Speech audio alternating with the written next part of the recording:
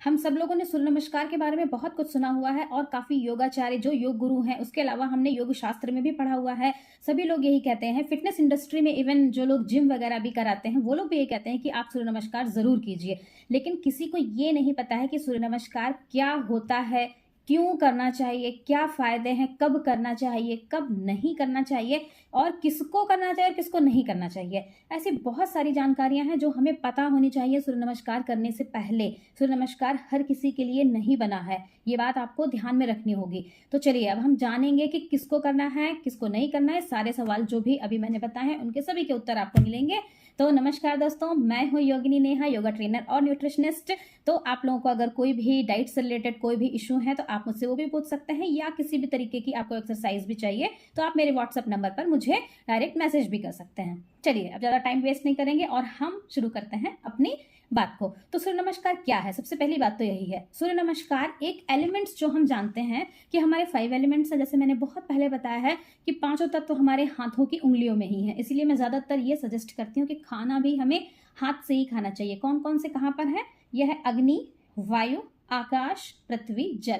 तो ये 5 तत्व हैं। तो 5 तत्वों के नमस्कार हैं योग शास्त्र में। जो हमारी हठ योगा प्रदीपिका है उसमें 5 एलिमेंट्स के नमस्कार आपको मिलेंगे। लेकिन हम लोग क्या सुनते हैं अभी सोशल मीडिया में, सिर्फ सूर्य नमस्कार और बहुत ज्यादा होगा तो चंद्र नमस्कार। बाकी के क्यों नहीं सुनते हैं? क्योंकि वो बहुत डिफिकल्ट है करना, हर कोई उनको कर नहीं सकता। और उससे ज्यादा इंपॉर्टेंट चीज पता है क्या है कि जब भी हम ये एलिमेंट्स जो भी हैं, हमारे तत्व हैं, इनके जब हम नमस्कार करें तो वो एलिमेंट्स हमारे सामने होने चाहिए। इसीलिए जब सूर्य नमस्कार किया जाता है तो उसमें क्या बताया जाता है कि आप हमेशा पूर्व दिशा की ओर मुंह करके करें और उसको दिन में ही करें। कोशिश करें कि सुबह सुबह उगते सूरज को करें। अब बात आती है कि सूर्य नमस्कार क्यों करें। सूर्य नमस्कार पहली बात तो जब हम करेंगे तो सूर्य के सामने अगर हम कर रहे हैं तो सूर्य की जो ऊर्जा है, उसकी जो एनर्जी है वो हमारे अंदर आएगी। सूर्य के जैसा तेज हमारे अंदर आएगा, सूर्य के जैसी पावर हमारे अंदर आएगी। तो ये जो चीजें हैं ये हमारी बॉडी को ही नहीं, हमारे माइंड को, हमारी सोल को, हमारी आत्मा को, सबको धीरे धीरे ट्रांसफॉर्म करती हैं। तो इसीलिए ये एलिमेंट्स के नमस्कार हमको बताए गए हैं। और चंद्र नमस्कार भी इसी तरीके से। अब चंद्र नमस्कार को आप दिन में नहीं कर सकते, इसी तरीके से सूर्य नमस्कार को भी आप रात में नहीं कर सकते। जब भी करना है सूर्यास्त से पहले करें और सूर्योदय के बाद करें। ठीक है, तो ये तो हो गया सूर्य नमस्कार क्या है और क्यों है। फिर और दूसरी बात क्या है, इसका हमारे शरीर पर क्या असर पड़ता है। इसका हमारे शरीर पर बहुत ही अच्छा असर पड़ता है। जब आपके अंदर सूर्य का तेज, सूर्य की ऊर्जा, सूर्य की एनर्जी जब आपके अंदर आएगी तो आपके चेहरे पर भी निखार आएगा। आप बहुत ही अच्छा, ऊंचा, बड़ा सोच पाएंगे। वो ऊर्जा, वो शक्ति आपके अंदर आ जाएगी। आपका कॉन्फिडेंस लेवल अभी अगर यहाँ है तो वो यहाँ पहुंच जाएगा। आपकी डिसीजन मेकिंग एबिलिटी बहुत ही अच्छी हो जाएगी। आपकी बॉडी पर क्या होगा कि लचीलापन आ जाएगा, फ्लेक्सिबिलिटी बन जाएगी। आपका वेट लॉस भी होगा। जो लोग अभी वेट लॉस के पीछे भाग रहे हैं उनके लिए भी बहुत ही अच्छा है, बस उन्हें प्रयास थोड़ा ज्यादा करना पड़ेगा। और क्या एक बात है इसमें आप जब भी आसना करते हैं, ये एक फ्लो है आसनों का।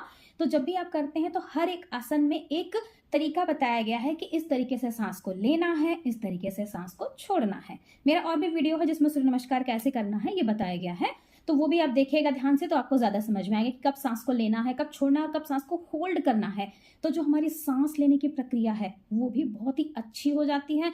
हम सांस को होल्ड करना, सांस को कंट्रोल करना भी सीख जाते हैं। उसके अलावा हमारे लंग्स की कैपेसिटी भी बढ़ जाती है। हार्ट से रिलेटेड कोई इशू आपको नहीं होंगे। उसके अलावा जितने ब्लॉकेज हैं वो सब खुलेंगे, जॉइंट्स पेन नहीं होंगे। ये सारी तो हो गई फिजिकल बातें।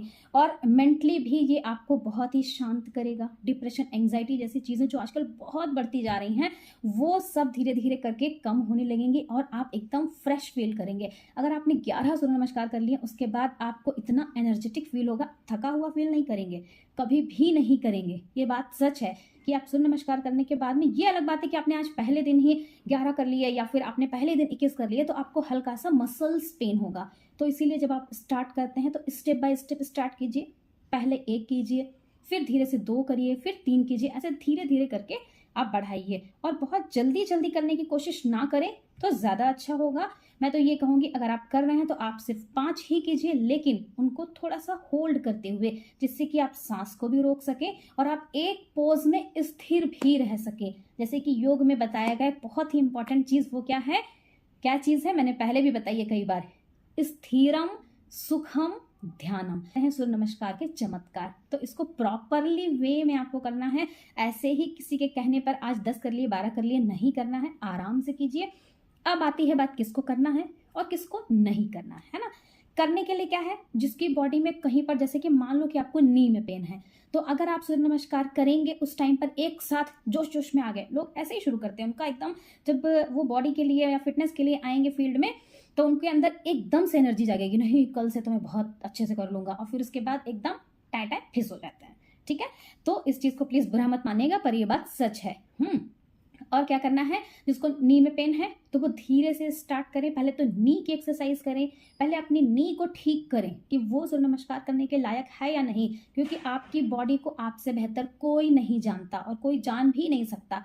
ट्रेनर आपके साथ में रहेगा, उसको ये मालूम है कि इनको कोई प्रॉब्लम है, बट उसको ये नहीं पता है कि प्रॉब्लम कितनी ज्यादा है। उसको नहीं मालूम है कि अगर आज आपने कर लिया तो इससे आपको दर्द होगा कि नहीं होगा। हाँ, ये बता सकता है कि बहुत ज्यादा करेंगे तो दर्द हो जाएगा, ठीक है, लेकिन आपकी कैपेसिटी वो आपको पता है, आपकी बॉडी की हेल्थ आपको पता है।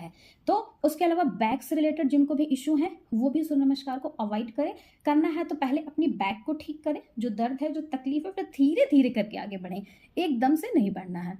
और जो इसके चमत्कारी प्रभाव को समझना चाहते हैं वो भी जरूर करें। तो ये सूर्य नमस्कार बहुत ही अच्छी चीज है। ऐसे ही सब नहीं कहते हैं कि करो करो, उसके पीछे एक बहुत ही बड़ा मीनिंग है जो हमें समझना है। 5 एलिमेंट्स, 5 तत्व, 5 तरीके के नमस्कार, वो कैसे हैं, कब है, क्या है, ये सभी अब आपको समझ में आ गया होगा कि ये तभी करना है जब वो एलिमेंट्स हमारे सामने हो। जैसे कि जल नमस्कार कर रहे हैं तो जल हमारे सामने हो। अब जल का मतलब ये नहीं कि आपने ग्लास में भर लिया और नमस्कार करने लगे, नहीं, वो बहुत ही बड़े अमाउंट में होना चाहिए। जैसे कि आप समुद्र के सामने जाके जल नमस्कार कर रहे हैं तो उसका जो इफेक्ट होगा वो सीधा आपके दिमाग से लेकर के आपके मन में, आपके हृदय में, आपकी आत्मा तक जाएगा। तो इस तरीके से हमें एलिमेंट्स को ध्यान में रखते हुए नमस्कार करना। एक और जो मेन चीज, वो तो हम भूल ही गए कि गर्मियों में सूर्य नमस्कार करना चाहिए या नहीं, है ना। सूर्य नमस्कार जब भी हम करते हैं तो सूर्य नमस्कार करने से हमारी सूर्य नाड़ी एक्टिवेट होती है, जो हमारी बॉडी के अंदर हीट प्रोड्यूस करती है, जो एक ऊर्जा क्रिएट करती है। तो उससे क्या होगी, बॉडी में हीट जनरेट होगी, तो आपको बाद में फील होगा कि हाँ मेरी बॉडी के अंदर ऊर्जा है, एनर्जी है। ये चीज समझनी है हमको। हाँ, लेकिन उस एनर्जी को हमें बैलेंस भी करना है, क्योंकि बाहर से भी गर्मी है और आपके अंदर भी गर्मी है। बाहर भी सूरज है और अंदर भी सूरज का तेज है। तो ये दोनों चीजों को बैलेंस करने के लिए आपको क्या करना है, सूर्य नमस्कार जब भी आप करें, टाइम निकाल के 5 से 10 मिनट अनुलोम विलोम प्राणायाम जरूर करें। अगर नहीं कर पा रहे हैं तो भी आपको सूर्य नमस्कार करने की जरूरत नहीं है। स्ट्रिक्टली मैं बोल रही हूँ, अगर नहीं कर पा रहे तो मत करिए, करना है तो आप प्राणायाम जरूर करें, जिससे आपकी बॉडी में बैलेंस हो जाए हीट। अगर नहीं करेंगे तो पता है क्या होगा, प्राणायाम नहीं करेंगे तो आपकी बॉडी में रैशेज आने लगेंगे, आपको यहाँ पर पिंपल्स, डार्क सर्कल, सनबर्न्स, ये सारी चीजें, पेट में गड़बड़ी, यहाँ पर छाती में जलन, कुछ भी खाने के बाद में इस तरीके के पेट में बहुत ज्यादा गर्मी, हीट जो रहती है, एक एक बार नाक से खून आ जाना, ये नहीं नक सिर फूटते हैं ऐसा बोलते हैं, तो वो सारी चीजें भी होने लगती हैं। तो ये चीज को भी आपको बहुत ध्यान में रखना है। उसके बाद आपको चंद्र भेदन प्राणायाम वो भी जरूर करना है, जो आपकी बॉडी को अंदर से ठंडक पहुंचाएगा, जिससे आपको बहुत ज्यादा गर्मी भी नहीं लगेगी। अगर बाहर सूरज तप भी रहा है तो भी आप अंदर से उतनी हीट आपके यहाँ नहीं होगी, आपको पसीना आएगा, आपको गर्मी लगेगी, लेकिन अंदर से जो भी चीजें रहती है ना, कि फुड़िया हो जाना, फुंसी हो जाना, गर्मियाँ, जो भी मैंने अभी प्रॉब्लम्स बताई हैं, वो सारी प्रॉब्लम्स जो होती है वो नहीं होंगी। तो चंद्र भेदन प्राणायाम, अनुलोम विलोम प्राणायाम सूर्य नमस्कार के बाद जरूर करें। गर्मियाँ हैं तो वो करना आपके लिए मैंडेटरी है बहुत। ये सारी चीजों को आप ध्यान में रखते हुए सूर्य नमस्कार जरूर करें, आपकी हेल्थ के लिए बहुत ही अच्छा होगा। मिलते हैं हम अपने नेक्स्ट वीडियो में। Thank you.